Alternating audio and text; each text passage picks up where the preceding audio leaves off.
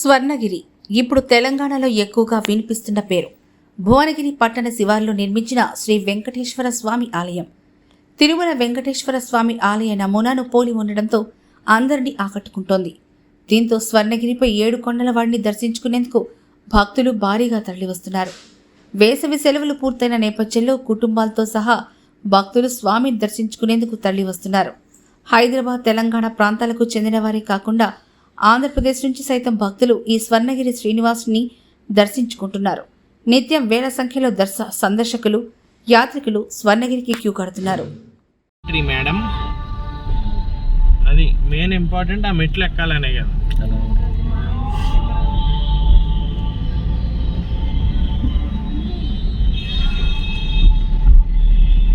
సురసుర కాలుతాయి.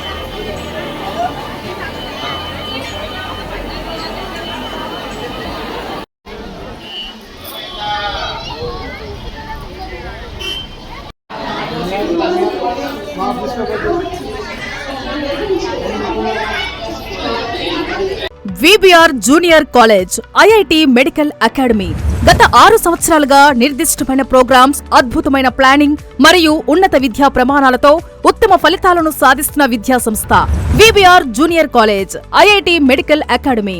IIT topper గా 31వ rank సాధించిన మా విద్యార్థి జె పూజానాథ్.